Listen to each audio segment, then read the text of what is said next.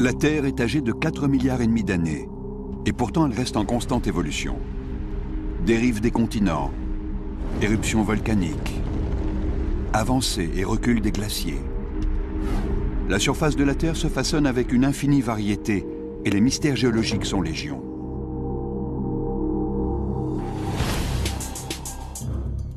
L'eau est une des forces les plus prodigieuses de la planète. Elle est source de vie et instrument de mort. Symbole de purification et de renouveau, elle peut aussi dévaster des régions entières. Et quand elle prend la forme d'un tsunami, elle déferle sur Terre comme une vague titanesque, détruisant tout sur son passage. Jusqu'à récemment, il était impossible de prédire quand ces cataclysmes allaient frapper. Mais les chercheurs commencent à décrypter leur fonctionnement. Ils se sont appuyés sur des sources d'informations très variées. Textes japonais anciens, études de glissement de terrain, analyse de récifs coralliens et examen du littoral du nord-ouest Pacifique. Peu à peu, les tsunamis livrent leurs secrets.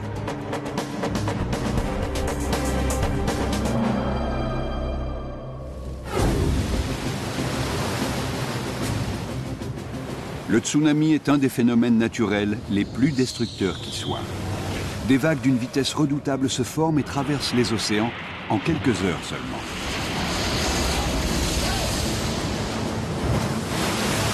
Et quand elles s'abattent sur Terre, rien ne leur résiste. On n'imagine pas que de l'eau puisse faire autant de dégâts en s'engouffrant dans les terres. Mais elle déferle très rapidement et emporte tout sur son passage. Les débris déplacés par les flux et reflux font autant, voire plus de dégâts que l'eau elle-même. Après la première vague, les trompes d'eau continuent de se déverser.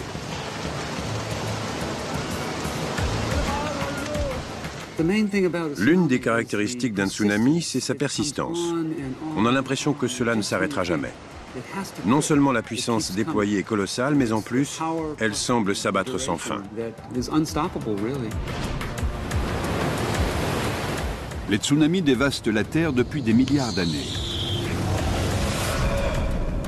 À l'aube des temps, la Lune se trouvait beaucoup plus près de notre planète. Sa force d'attraction gravitationnelle étant plus forte, elle générait des vagues titanesques de 800 mètres de haut à travers les océans primitifs.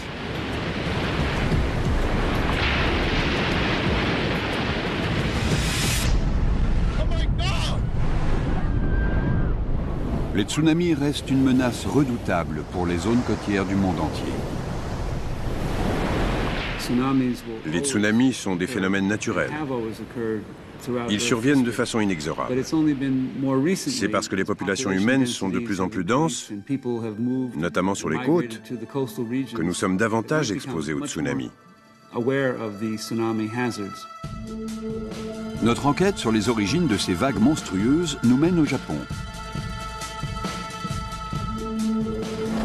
C'est le pays dont les côtes sont le plus fréquemment frappées par les tsunamis. Le terme tsunami est d'ailleurs d'origine japonaise. Il signifie littéralement « vague portuaire ».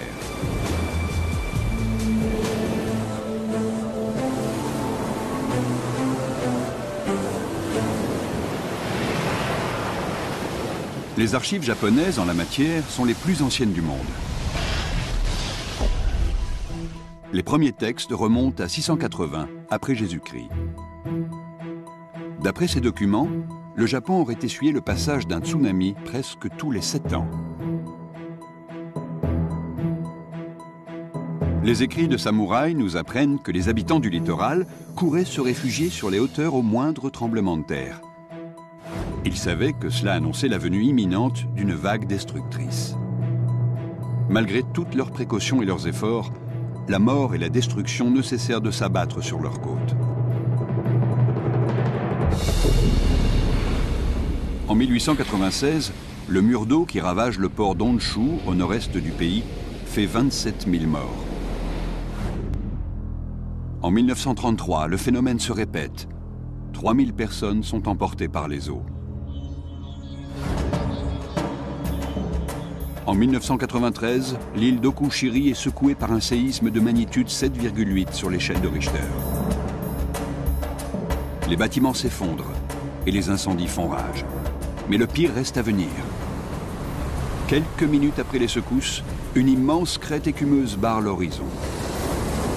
Quand la vague déferle dans les terres, elle abat toutes les constructions encore debout.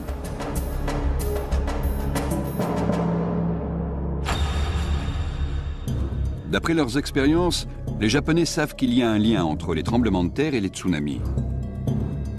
Il existe un autre endroit régulièrement touché par de tels cataclysmes, l'archipel d'Hawaï. Mais là, les tsunamis ne sont généralement pas précédés par des secousses sismiques. La ville d'Hilo, sur l'île principale, a été surnommée « capitale mondiale des tsunamis ». Des douzaines d'ondes dévastatrices ont frappé ces îles. Qu'est-ce qui les génère? Sans signe annonciateur du danger, les habitants d'Hawaï doivent se fier au dispositif d'alerte. Une station de surveillance des tsunamis a été implantée en 1949. C'est la plus importante du monde. Elle mesure l'activité sismique au niveau de l'océan Pacifique grâce à un système de bouées muni de capteurs.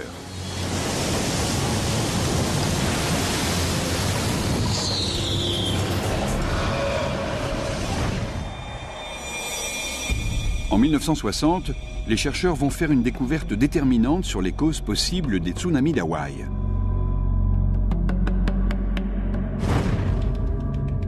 Des secousses ébranlent les côtes chiliennes. C'est le séisme le plus violent de tous les temps, de magnitude 9,5 sur l'échelle de Richter. Il génère un tsunami qui traverse l'océan Pacifique en seulement quelques heures. L'archipel d'Hawaï, à des milliers de kilomètres de là, se trouve sur son passage. La station de surveillance mesure la propagation du tsunami. Elle révèle alors qu'une même vague peut parcourir des distances prodigieuses. Le système d'alerte mis en place est efficace. Les populations les plus exposées sont évacuées à temps. Malheureusement, les habitations sont rasées. À Hilo, l'impact est tel qu'il plie les parcs-mètres en deux.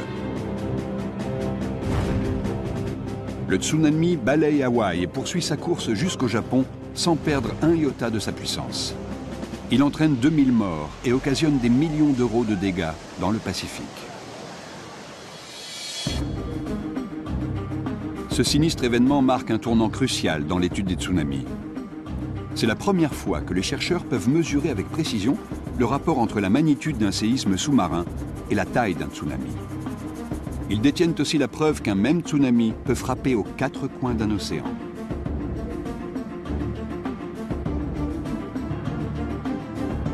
Le tremblement de terre au large du Chili a montré que les mouvements sous-marins associés au tremblement de terre ont des conséquences titanesques.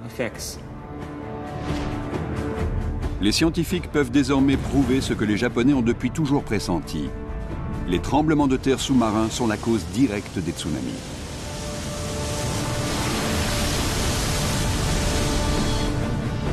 Celui de 1960 marque le début d'une ère nouvelle dans leurs recherches.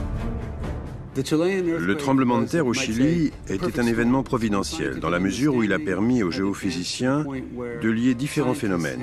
Il marque la naissance d'une discipline scientifique qui a moins de 50 ans.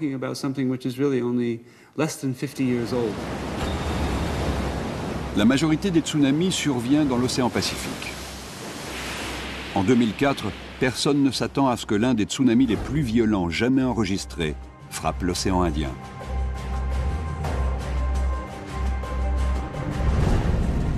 Le 26 décembre 2004, l'Indonésie est secouée par un séisme extrêmement violent, mesuré à 9,2 sur l'échelle de Richter. Quelques minutes plus tard, une vague de 27 mètres de haut s'abat sur le littoral de l'Asie du Sud-Est. 225 000 hommes, femmes et enfants y perdent la vie.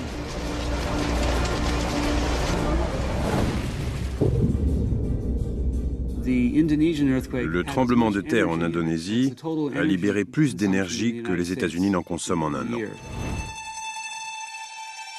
Toute cette énergie s'est déployée en quelques secondes. Une fois encore, la Terre a rappelé que des forces titanesques étaient à l'œuvre en son sein. Cela fait maintenant une cinquantaine d'années que les scientifiques ont établi un lien de cause à effet entre les tremblements de terre et les tsunamis. En mesurant les secousses de 1960, ils ont pu prouver que le séisme avait généré des vagues gigantesques déferlant à travers l'océan Pacifique. En suivant la trajectoire de propagation du tsunami, ils ont montré qu'il pouvait parcourir des milliers de kilomètres.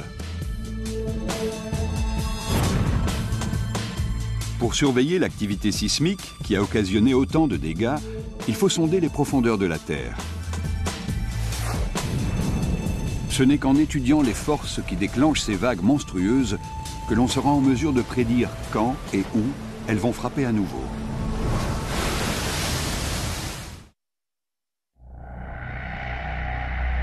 Ces images prises en 2004 après le passage du tsunami dans l'océan Indien montrent l'étendue des dommages. Personne ne s'imagine qu'un événement semblable peut arriver dans le nord-ouest Pacifique. Mais le professeur Brian Atwater n'est pas du même avis.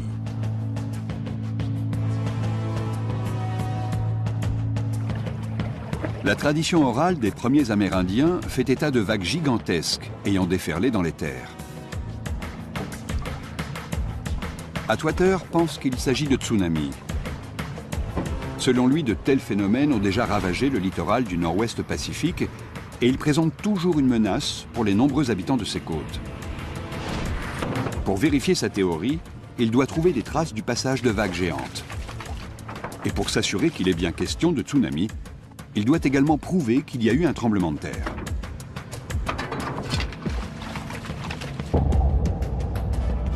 Son enquête commence au bord de la rivière Coppalis, dans l'État de Washington, à quelques kilomètres des longues plages de sable prisées des touristes. Les berges de cet estuaire renferment des millénaires d'histoire. Un scientifique doit parfois retrousser ses manches et plonger ses mains dans la boue. Les efforts d'Atwater sont payants. Il a fait une bonne pioche. J'ai trouvé l'indice que je cherchais. Voici une entaille caractéristique du passage d'un tsunami.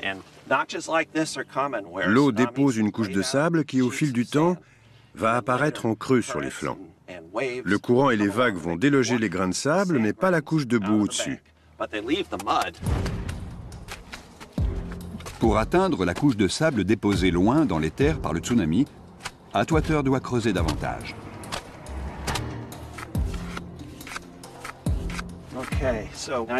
On voit enfin le sable. Un tsunami expliquerait sa présence ici. Pour s'en assurer, Atwater poursuit son enquête. Il cherche les indices d'un glissement de terrain qui témoignerait d'un tremblement de terre. Il redouble d'efforts et met au jour les traces très nettes d'un séisme suivi d'un tsunami. Il découvre par la même occasion que des hommes en ont fait les frais.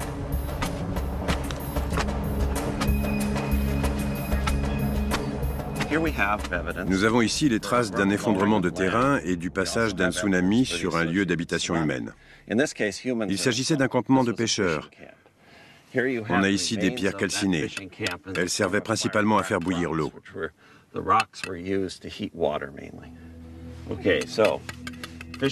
C'est un campement de pêcheurs ravagé par un tsunami. Suite à l'effondrement de terrain, la marée a recouvert toute la zone et la boue a fini par enfouir le campement.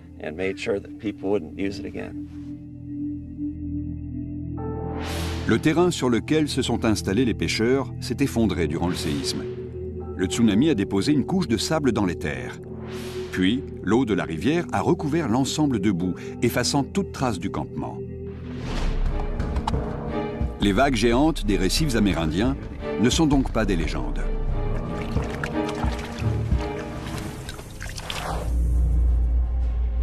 Mais qu'est-ce qui a pu provoquer le tremblement de terre? La réponse la plus vraisemblable se trouve à 80 km de là. Il s'agit de la faille Cascadia, qui est une ligne de fracture dans la croûte terrestre. Contrairement à ce qu'on pourrait penser, la surface de la Terre n'est pas d'un seul tenant. La lithosphère est découpée en 8 plaques majeures et plusieurs plaques mineures. Lorsque deux plaques tectoniques se rencontrent, le phénomène de convergence peut créer une zone de subduction le long d'une faille.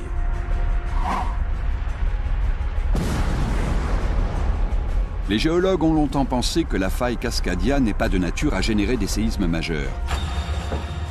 Mais les découvertes de Brian Atwater montrent qu'au contraire, elle a été très active. Le plus inquiétant pour les habitants de la région, c'est qu'elle présente de grandes similitudes avec une autre faille très active, la faille de méga-chevauchement de Sumatra. C'est un séisme au niveau de cette faille qui a déclenché le tsunami de 2004 dans l'océan Indien et fait près de 225 000 victimes. Quand deux plaques tectoniques se rencontrent, l'une peut glisser sous l'autre. Les frictions exercées sont alors très intenses. La compression entraîne également la plaque qui est au-dessus vers le bas. C'est un processus lent qui s'étend sur des centaines, voire des milliers d'années. Les contraintes s'accumulent jusqu'à ce qu'elles se relâchent d'un coup. Le soulèvement qui survient le long de la faille va provoquer un brusque mouvement du plancher océanique qui, à son tour, va déclencher un tsunami. Ce séisme a eu des conséquences désastreuses pour deux raisons. La première, c'est son intensité. De magnitude 9,2 sur l'échelle de Richter. C'est l'un des tremblements de terre les plus violents jamais enregistrés. La seconde, c'est qu'il a eu lieu relativement près de la surface. Quand on a un séisme de méga-chevauchement, le plancher océanique est fortement secoué. Si une secousse survient profondément dans l'écorce terrestre, cela se traduit par une légère oscillation de l'eau. Mais si elle survient plus près de la surface, ou si elle est de forte intensité, elle secouera plus fortement le plancher océanique. C'est ce mouvement brusque qui engendre un tsunami. Une étude du plancher océanique après le séisme a montré une fracture de 1600 km le long de la faille, ainsi qu'un soulèvement de 18 mètres. Ce mouvement brusque a déplacé une gigantesque colonne d'eau, de quoi recouvrir l'île de Manhattan sur une hauteur de 8 km. Le rift en lui-même fait environ 1600 km. Le plancher océanique a subi une secousse sur toute cette longueur. Cela a créé une onde d'une taille phénoménale. Ce fut l'un des tsunamis les plus violents qu'il y ait eu de mémoire d'homme. Les études de Brian Atwater ont montré que le nord-ouest Pacifique n'est pas à l'abri d'une telle menace.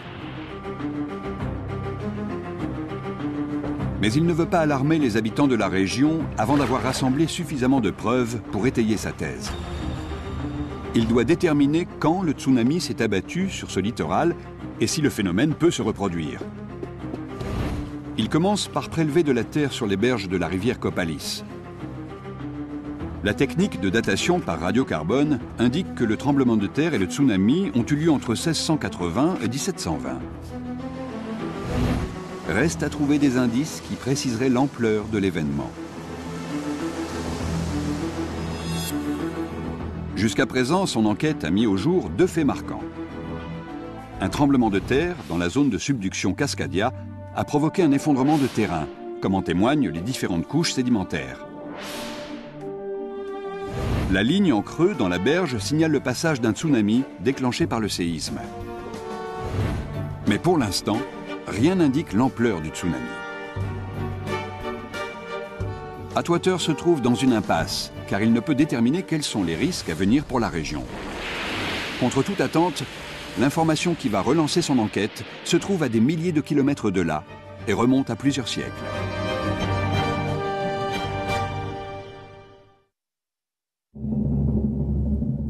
Le Japon possède les plus anciennes archives sur les tsunamis du monde.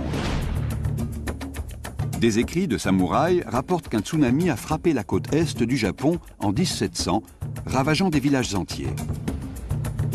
Cet événement a depuis toujours intrigué les chercheurs japonais, car aucun tremblement de terre ne l'a précédé.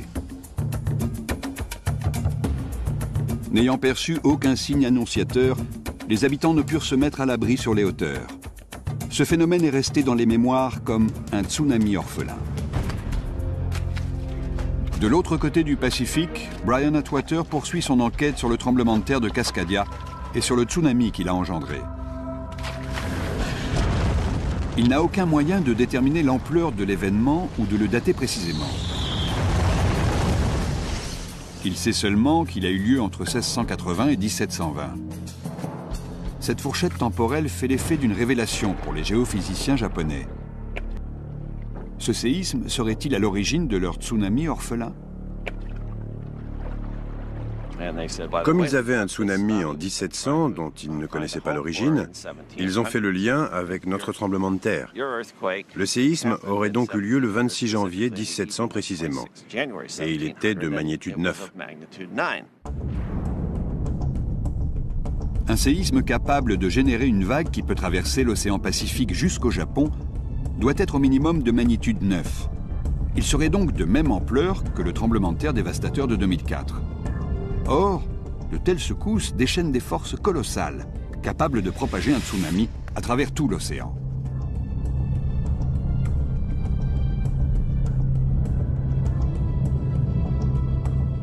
Il est pratiquement impossible d'estimer la quantité d'énergie déployée. Mais pour vous donner un ordre de grandeur, cela équivaut à plusieurs bombes atomiques, en fait à des centaines de fois Hiroshima. Ce qui caractérise un tsunami, ce n'est pas seulement sa taille, mais sa vitesse aussi. La longueur d'onde d'un tsunami est de plusieurs centaines de kilomètres, entre 400 et 600 généralement. La hauteur d'eau n'est pas très élevée à la base, entre 60 cm et 1 mètre. Mais la masse d'eau se déplace très rapidement. Sa vitesse étant proportionnelle à la profondeur de l'océan, plus c'est profond, plus elle augmente. En plein océan, un tsunami peut atteindre plus de 800 km/h. Bien qu'un tsunami gagne en vitesse avec la profondeur de l'océan, le phénomène est à peine perceptible en surface. Ce n'est qu'à l'approche du littoral que la vague prend de la hauteur et dévoile sa puissance destructrice. En arrivant près des côtes, la vague va progressivement ralentir. L'océan étant de moins en moins profond, elle passe de 800 à 500, puis 200 km/h et ainsi de suite. Mais à l'arrière, l'eau se déplace toujours aussi vite. Cela engendre un effet d'accumulation qui fait la force colossale des tsunamis.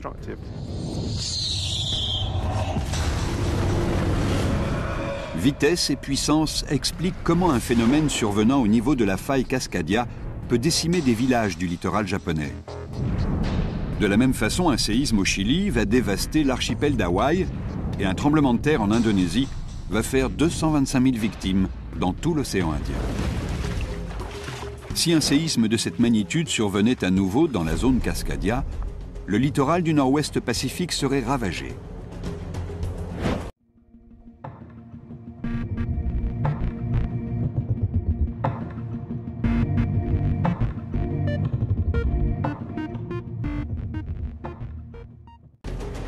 Pour savoir si une telle menace plane sur la région, Brian Atwater doit s'assurer que les événements cataclysmiques de chaque côté du Pacifique ont eu lieu le même jour. Il poursuit son inspection minutieuse de l'estuaire de la rivière Copalis jusqu'aux vestiges d'une forêt.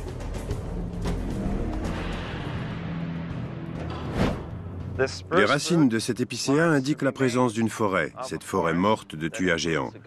Avec l'affaissement de terrain lié au tremblement de terre, les arbres se sont retrouvés les pieds dans l'eau.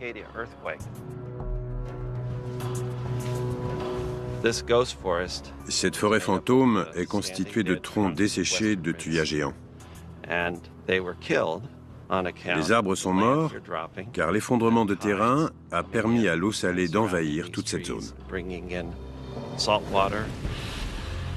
À cet endroit s'élevait autrefois une forêt très dense de tuyas géants. Il n'en reste aujourd'hui que quelques troncs blanchis par le temps.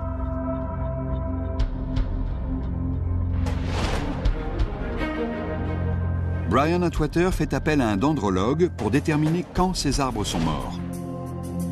La coupe transversale de ces couches révèle de nombreux secrets. Le tremblement de terre au large des côtes américaines et le tsunami orphelin qui a frappé le Japon ont eu lieu le même jour, en janvier 1700. Les choses sont bien faites. Là où il n'y a pas de trace écrite des événements passés, la nature nous fournit des témoignages tout aussi fiables. Puisque les deux événements sont liés, le tremblement de terre de Cascadia ne pouvait être que de magnitude supérieure ou égale à 9. Malheureusement, ce séisme n'est pas un phénomène isolé. Atwater pense avoir trouvé la preuve qu'une série de tsunamis s'est abattue ici au cours des 5000 dernières années. Chaque couche de sable indique le passage d'une vague géante. J'ai répertorié à certains endroits 9 strates sédimentaires sur une colonne de 6 mètres de profondeur. Certaines étaient séparées par une mince couche de sable. La question n'est pas de savoir s'il y a eu des tsunamis, mais quand ils ont frappé. Les recherches de Brian Atwater ont permis d'alerter les autorités sur les risques de tsunami. Toutes les villes côtières de l'État de Washington sont désormais prêtes à affronter le pire. Si un violent tremblement de terre génère un tsunami dans la zone Cascadia, la première vague mettrait seulement 25 minutes pour atteindre les côtes. Des panneaux informent des risques et donnent des consignes précises. Des sirènes sont prêtes à retentir à l'approche du danger. La vie de milliers d'habitants peut être épargnée grâce aux travaux de Brian Atwater et à des documents japonais vieux de 3 siècles.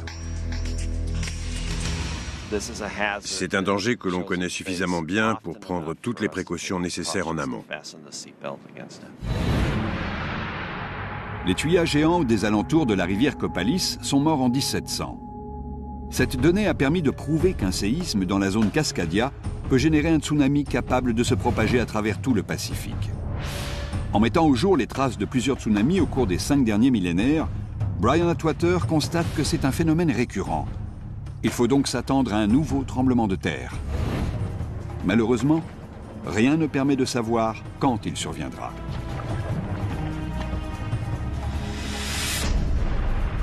Rendons-nous maintenant dans l'océan Indien, berceau de l'un des tsunamis les plus dévastateurs enregistrés. Un géologue pense avoir trouvé le moyen de percer le secret des failles de la croûte terrestre. Il pourrait dès lors prédire quand frappera le prochain tsunami.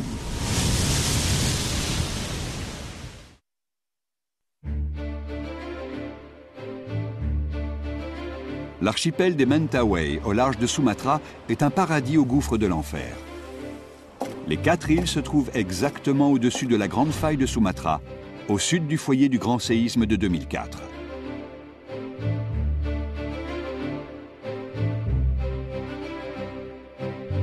C'est l'une des zones de subduction les plus importantes de la planète. Depuis les événements tragiques de 2004, c'est aussi la plus célèbre. Il n'est pas facile de prédire les séismes, mais le professeur Kereisi a déjà établi 2 prévisions le long de la faille de Sumatra qui se sont révélées exactes. Pour savoir quand frappera le prochain tsunami, il faut déterminer quand et où aura lieu un grand tremblement de terre. Le passé est alors riche d'enseignements. Quand on veut étudier des tremblements de terre qui ont lieu à quelques centaines ou milliers d'années d'intervalle, il faut trouver un support géologique qui en garde la trace. Le professeur Sy a découvert des archives naturelles inattendues, les coraux. L'accumulation de leur squelette minéral forme ces récifs coralliens. Chaque nouvelle génération se greffe sur les restes de la précédente.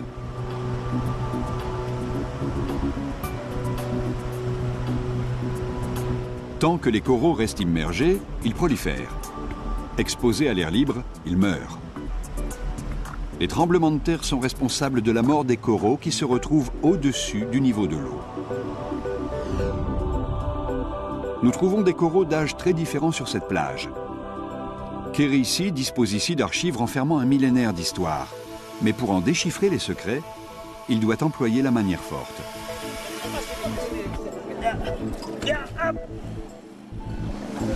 Nous avons effectué la coupe d'un micro-atoll.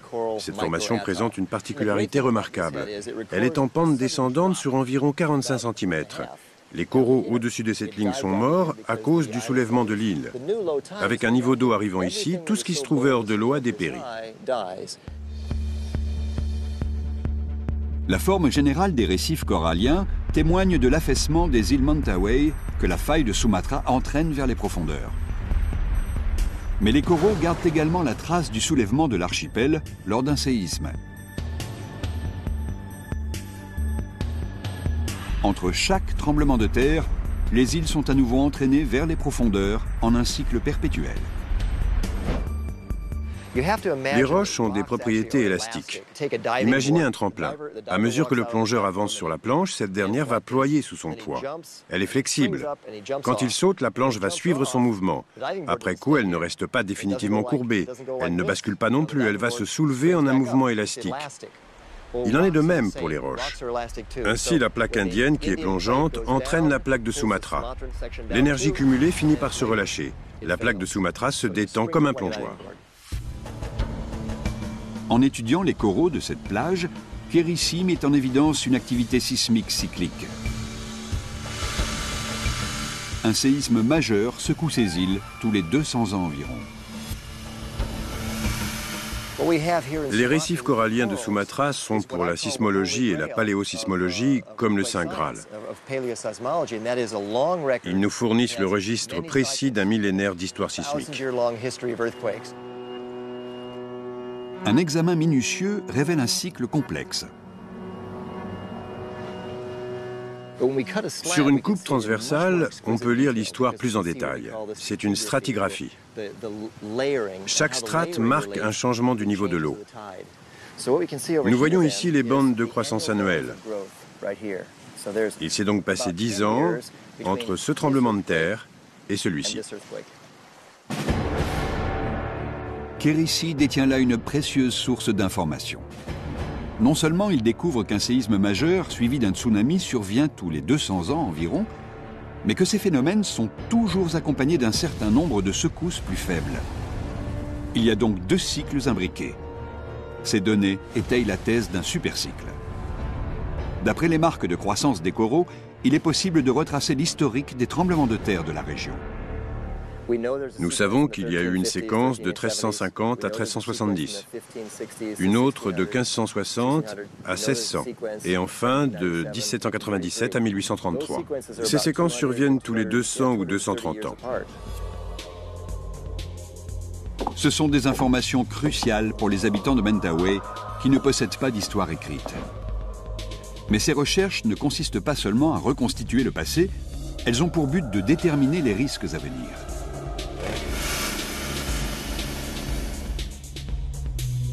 Kérissi a commencé cette campagne d'études en 1993.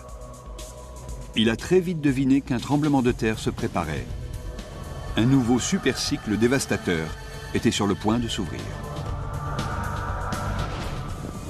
En septembre 2007, ses prédictions se révèlent exactes. Un séisme ébranle la région et génère un tsunami local. Les habitations des îles Mentawai n'y résistent pas.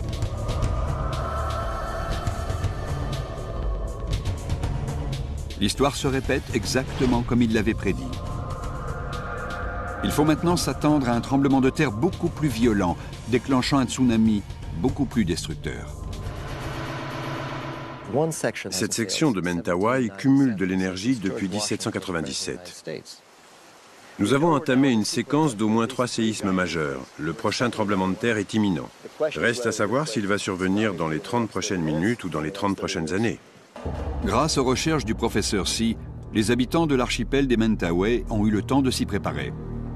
Quand le tsunami frappera à nouveau, ils seront prêts à l'affronter.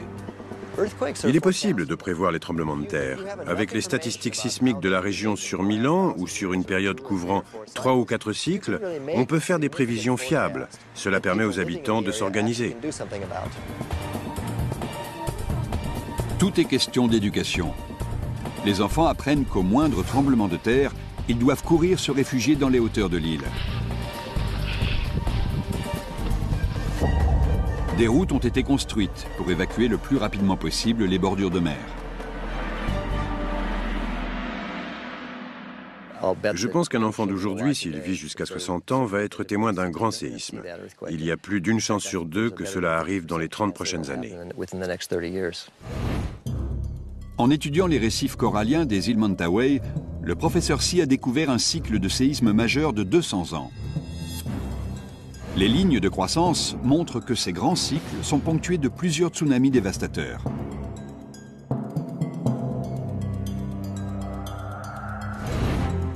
La faille de Sumatra est le berceau des tsunamis de l'océan Indien.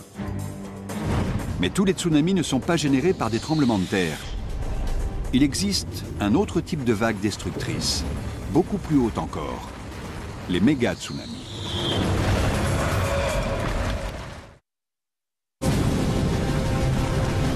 Les tsunamis sont habituellement d'origine sismique, mais il arrive que de grands glissements de terrain en soient la cause.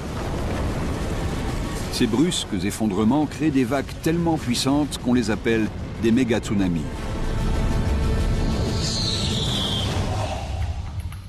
Les chercheurs suspectent la possibilité d'un tel phénomène depuis longtemps.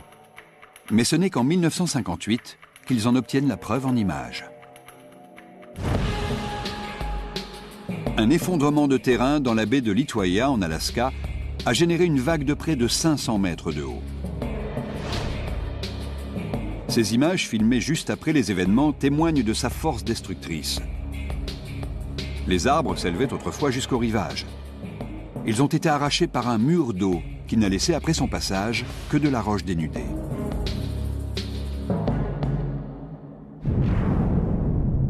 Un séisme de magnitude relativement peu élevée a provoqué un glissement de terrain dans la baie.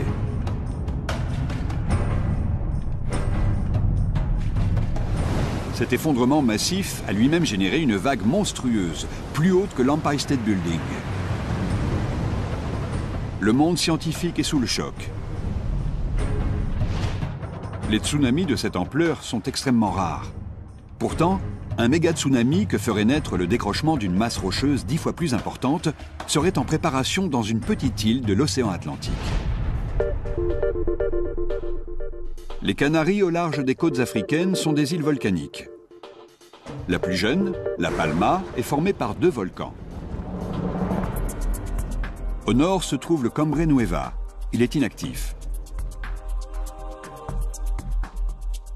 Au sud, le Cumbre Vieja, qui lui est en activité. Il constitue la partie la plus récente de l'île. Sa dernière éruption date de 1971. Les études du géologue Simon Day ont permis de développer la théorie du méga-tsunami de la Palma. Tout commence en 1949, quand une violente éruption crée une fissure inhabituelle. Je me tiens sur la fissure qui s'étire sur 4 km vers le sud, le long de la crête du volcan. C'est une seule et longue structure. Il pense que cette fissure peut déclencher un gigantesque glissement de terrain.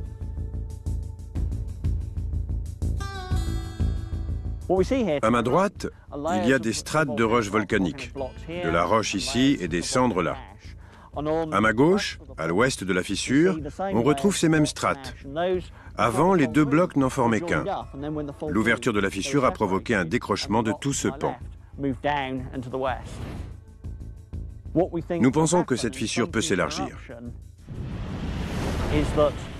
Cela provoquerait l'effondrement de toute la partie sud-ouest de l'île dans l'océan. S'ensuivrait alors un tsunami. Ce décrochement titanesque projetterait en quelques instants 1/6 de la masse totale de l'île dans l'océan Atlantique. Il s'agit de toute cette section du littoral, depuis la base de la pente vers la crête du volcan, qui est actuellement cachée par les nuages, jusqu'à la mer. Toute cette masse rocheuse peut s'effondrer brusquement et repousser l'eau en un immense tsunami. L'onde créée serait 30 fois plus importante que le tsunami de l'océan Indien en 2004. Elle s'élèverait à plus de 900 mètres. L'éruption volcanique du mont Sainte-Hélène en 1980 montre qu'un volcan peut s'effondrer de façon brutale. Le phénomène est impressionnant, mais le décrochement du Cumbre Vieja serait 200 fois plus important encore. 100 à 200 milliards de tonnes de roches se précipiteraient dans l'océan à une vitesse vertigineuse. Le tsunami généré se propagerait à travers tout l'Atlantique. L'onde se propagerait et se désagrégerait en des vagues plus petites. Mais elle finirait par regagner de l'amplitude à l'approche des côtes après avoir traversé l'Atlantique. Elle ferait entre 9 et 30 mètres de haut au moment de s'abattre sur la côte est américaine, les Caraïbes ou le nord du Brésil. Ce serait donc un tsunami aussi important, voire plus important que celui de 2004.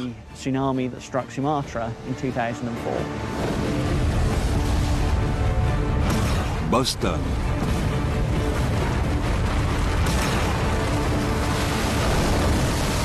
New York. Même Miami serait englouti sous les eaux.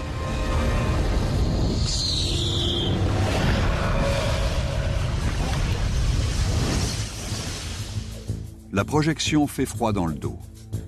Simon Day doit rassembler davantage de preuves pour étayer sa thèse.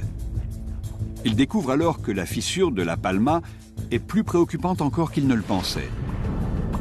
L'éruption de 1949 a laissé d'autres cicatrices dans le paysage. Elles mettent en évidence la fragilité de la fissure de la Palma. Il s'agit de coulées de lave isolées.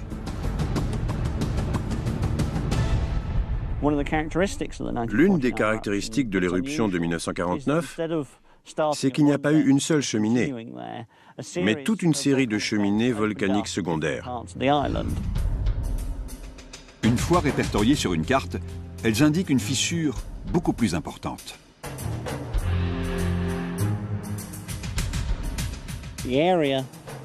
La zone potentiellement fragilisée est plus étendue que la fissure visible ne le laisse croire. Elle s'étendrait non pas sur 4 km, mais sur 15, voire 25 km. Tous ces éléments indiquent que la fissure n'est pas superficielle. Elle plonge à des dizaines de mètres dans les profondeurs de l'île. L'activité volcanique passée et future de la Palma présente donc des risques énormes de tsunami. Les éruptions en elles-mêmes ne sont pas ce qu'il faut craindre le plus. C'est la déstabilisation des flancs du volcan qu'elles entraînent. Cela provoquera à terme son effondrement. Il semblerait qu'une éruption à la Palma aurait déjà entraîné un glissement de terrain massif. Des traces de cet événement se trouvent dans la partie nord de l'île. Il s'agit de ces parois abruptes formées il y a 65 000 ans. On peut voir ici les cicatrices de l'effondrement partiel du volcan situé au nord de l'île. Et donc, tout le flanc ouest s'est écroulé.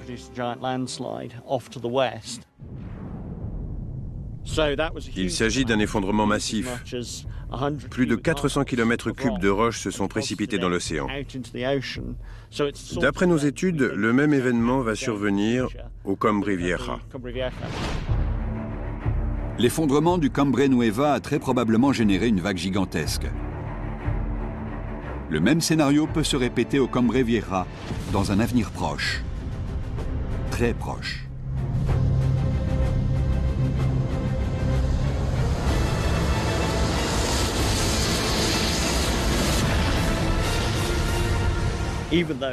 À l'échelle humaine, c'est un phénomène extraordinaire. Ce tsunami frapperait toute la côte est de l'Amérique du Nord et il serait aussi destructeur que le tsunami de Sumatra. À l'échelle géologique, c'est un événement naturel récurrent. Bien que les archives humaines répertorient les tsunamis depuis des générations, ce n'est qu'au siècle dernier que les géophysiciens ont pu établir avec certitude leur lien avec les mouvements de l'écorce terrestre. L'analyse du grand séisme chilien de 1960 a prouvé les origines sismiques de la majorité des tsunamis. L'excavation d'une tranchée dans le littoral du nord-ouest Pacifique a montré que la faille Cascadia est active et qu'elle peut générer des tsunamis. L'étude des récifs coralliens de l'océan Indien a mis en évidence un cycle régulier des tremblements de terre responsables des tsunamis. L'examen de la fissure du Cumbre Vieja aux Canaries a révélé que les tsunamis générés par les glissements de terrain, les méga-tsunamis, sont une menace réelle.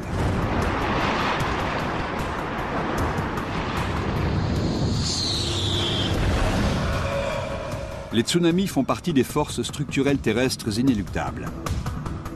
Leur pouvoir de destruction est colossal. Mais en étudiant leurs origines et en décortiquant leurs mécanismes, les chercheurs seront bientôt en mesure de prédire quand et où le prochain frappera.